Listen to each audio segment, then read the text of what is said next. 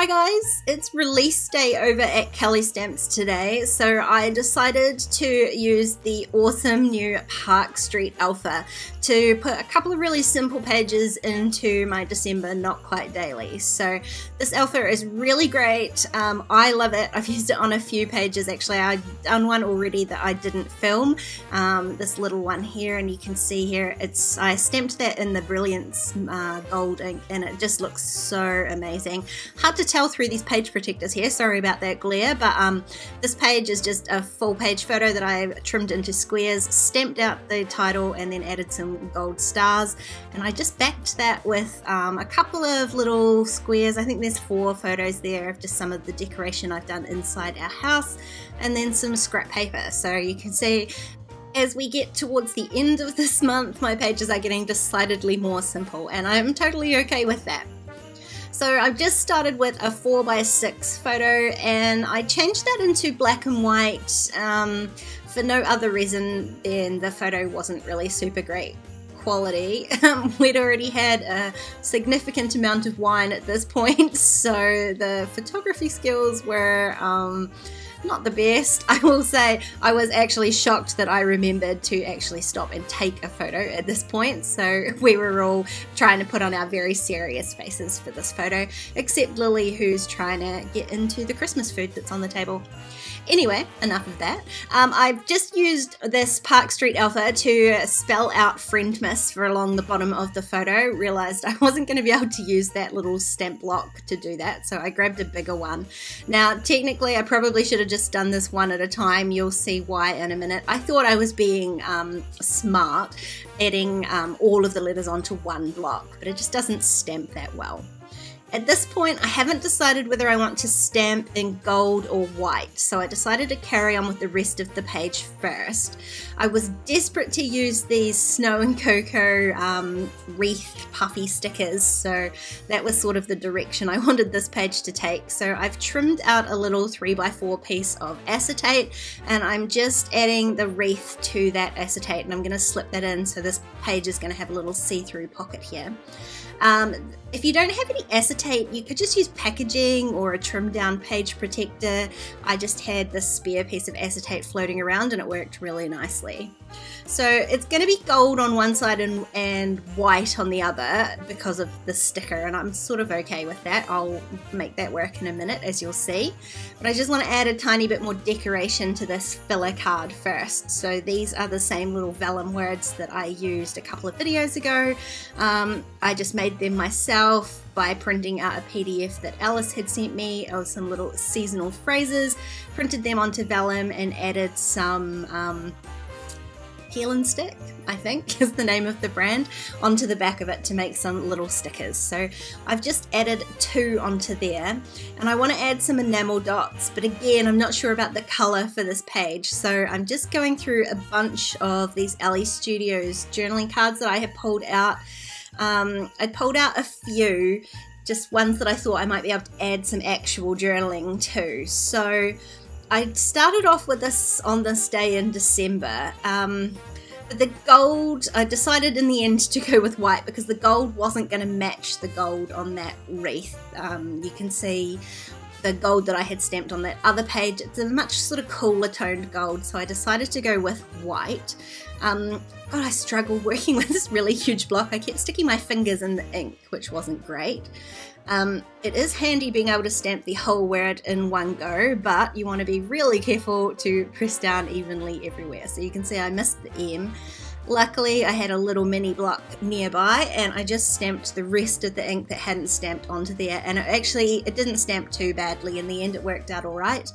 I am just cleaning off my stamps with my stamp chamois, which is unusual for me, I know. And once I had stamped out that Friendmas, I realised I didn't really like the journaling card that I had picked out because there was sort of too much text on it. It was sort of fighting with the Friendmas for being the title, I guess. So I chose this more simple one and just ran that through my typewriter. I had just taped it onto a piece of scrap paper, run that through the typewriter, and then I peel it off and just cover up any glue that's on the back with some washi tape. And then I decided to add a little title onto this tealy piece at the top. I was going to add a date stamp, but To be fair, I haven't dated really anything else in this album, so I decided I wouldn't bother starting now. So instead, I'm just going to add a tiny little sort of subtitle here, celebrate, using these Jane red alpha stickers, which I really love. It's pretty. So that gives me a sort of colour scheme anyway to use for my enamel dots on the wee acetate card. So I don't have any enamel dots that are the exact same teal as the journaling card was, so I added one that's it's a little bit bluer, but I put it as far away from the card as I could, which so visually from here you can see it looks the same tone. And then I just added a couple of red, some green and a white.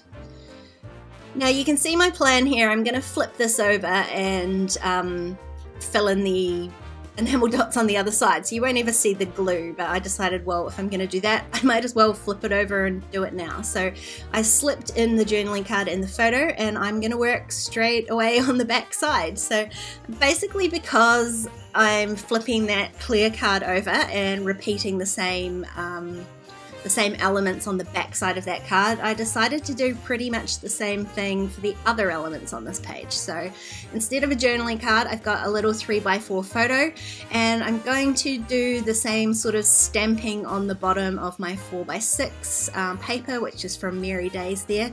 I've been waiting to use this 4x6 scrap. It's got the most beautiful sort of gold foiling on it, so I'm going to do the same stamping with the same alpha on the bottom of there. So I guess the thing is like, if you find something that works, there's no reason that you can't repeat it again, just to help speed the process along a little bit. So I filled in the alphas, no, sorry, not alphas, the enamel dots on the other side of the acetate card, but I've just changed up the color scheme of those enamel dots to be reds and pinks. There's no teal or green on this page, it's just red and pink, my favorite. And then I'm adding a couple more little vellum stickers onto the back. The vellum is partially see-through. You can see a little bit through the other side. If you were going to use just tiny word stickers, it would be better, but I didn't want to remake these stickers. I'm just trying to use up what I've got at this point. So once you added 2 layers of them, it wasn't as bad. It does sort of hide a little bit of the see-through part, but it is still there and I'm okay with it. So you can see I'm going to add these same alpha stamps down the bottom here, but what I wanted to spell out was Pocket Page Advent, because that's what this page is about. Michelle from the Stamp Spot and I have done a Pocket Page Advent for each other this month, and it really has been such a joy each day opening up these little pockets and seeing all the beautiful things that Michelle has lovingly put in there for me, and hopefully the same for her. So I really wanted to document this, so this photo was earlier on in the month, I think, and she had sent me a really handy coffee pod. So I was having a coffee pod and a beautiful face mask that she had also sent me the day before. So 2 days I spent, I think this was a Sunday morning, and I just had a lovely time and took a photo so that she could document her advent as well. Now I started out stamping this title on the vellum, and I realized I've started at the wrong end, because the reason I'm doing it on the vellum is so that I can center the words on my 4x6 card. Just slightly easier than the way I did it before. So I've flipped this over and I'm starting again, starting from the center and working my way out. I'm going to spell out pocket page. The vellum is oversized, it's bigger than the 4x6 paper, which means I'll be able to manipulate it and move it into place and make sure it is perfectly centered on that 4x6 piece, as you can see there. So once I've done pocket page, I do want to add advent. It was never going to fit on one line, so that's why I wanted to see if I could fit in pocket page on one line, and add the advent underneath. And rather than center the advent, I've now aligned that to the left, and the little gap that's left on the right hand piece here, that's where I'm going to add a tiny little bit of journaling, not a whole bunch.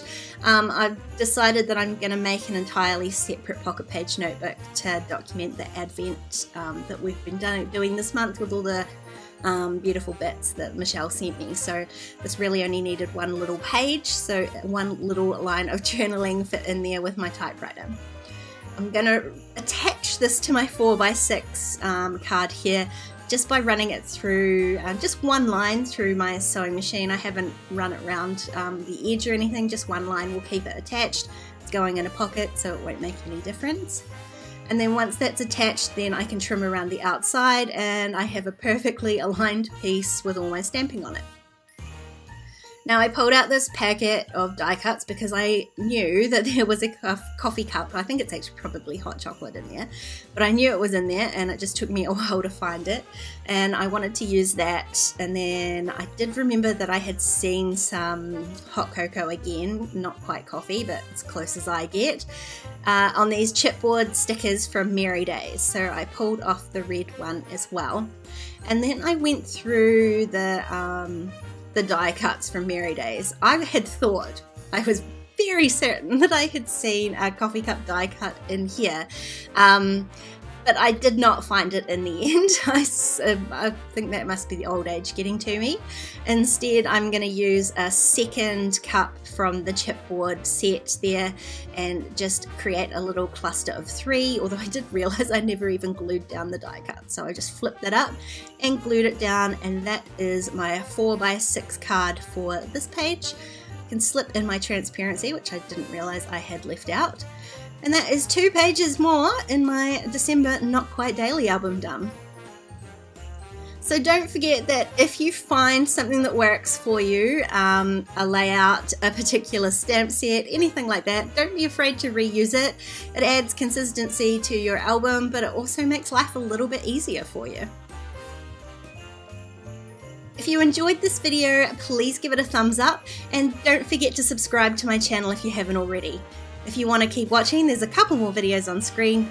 Otherwise, I'll see you next time. Bye!